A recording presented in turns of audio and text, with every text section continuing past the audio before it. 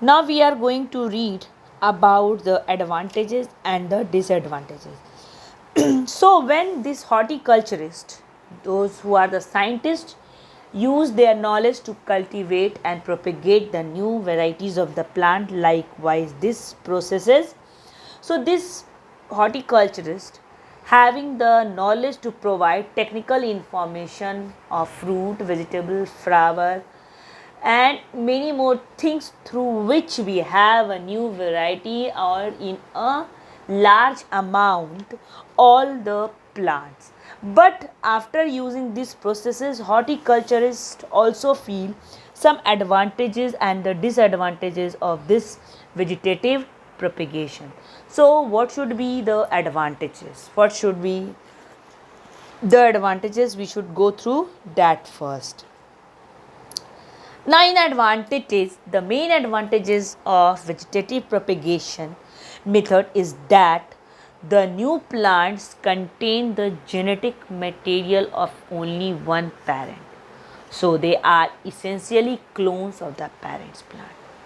Means with the help of this vegetative propagation, the new plant which we get is having the same genes or the genetic material of their parent, because they are the clones of the parent plant having morphologically and identically same feature as their parent plant. This means that once you have a plant with desirable traits, you can reproduce the same traits indefinitely as long as the growing condition remains similar.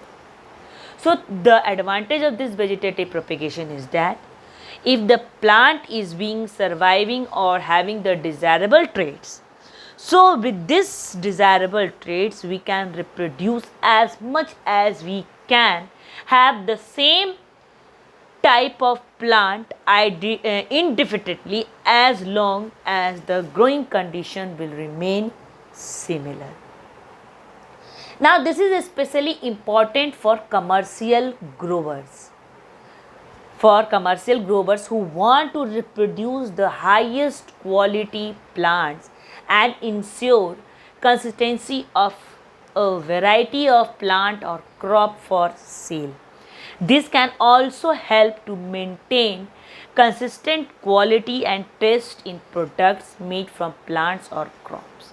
For example, in Geelong's tea plantation, they propagate new tea plants using cutting to ensure consistency in the taste and quality of their tea. Likewise, this is especially important for commercial growers. Means what? Horticulturists use this process for have their more and more growth of commercial purposes, so that they can reproduce the highest quality of plant and ensure the consistency of variety of plant or crop for sale as long as they can want. This also helps to maintain the consistency, quality and taste in the products made from plants. For example, in Geelong's tea plantation, they propagate new tea. Why? Because they need to ensure their consistency in taste and quality for their tea. Now with vegetative propagation, plants also bypass the immature seedling phases and therefore reach the mature phase sooner. This can save a lot of time and money for commercial plant reproduction. For example, if it takes 3 to 4 years for a tea plant to grow big enough by the using the method cutting to be ready for harvesting and processing into tea, growing from seed would take even longer.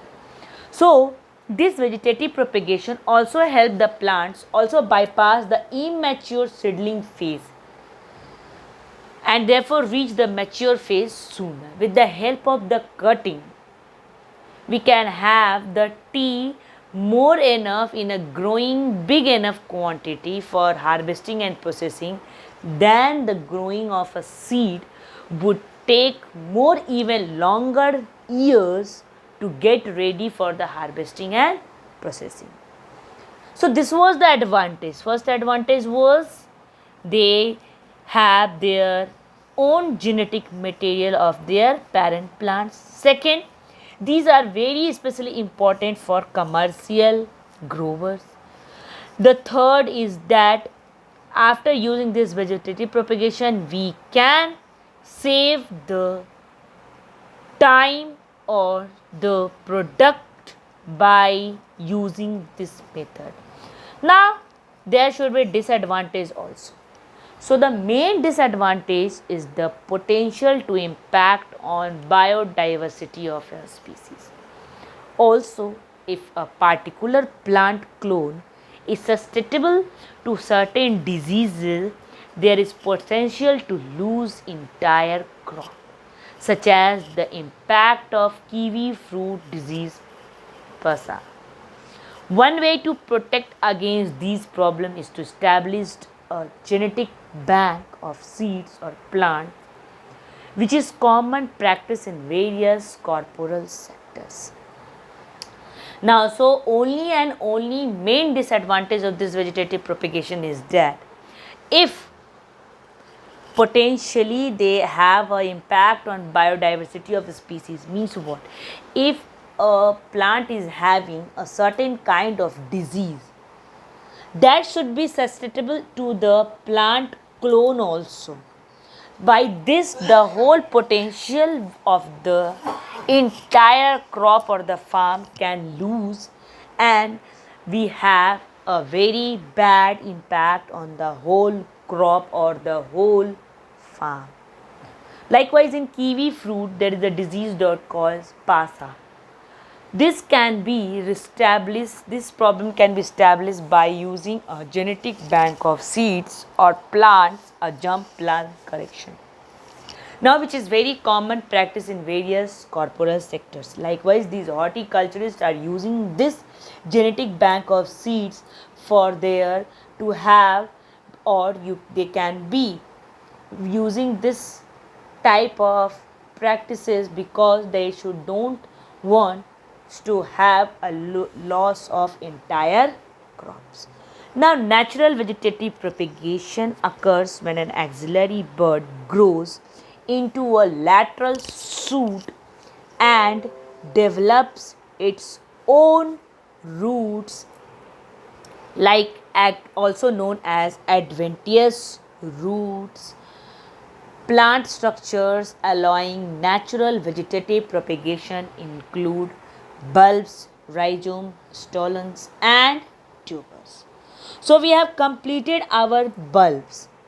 Now, bulbs such as daffodils form lateral buds from the base of the mother bulb, which produce new smaller bulbs or the bulbils in the subsequent year, which help these bulbs form lateral buds from the base of the mother bulb, which produce new smaller bulbs or bulbils in the subsequent year.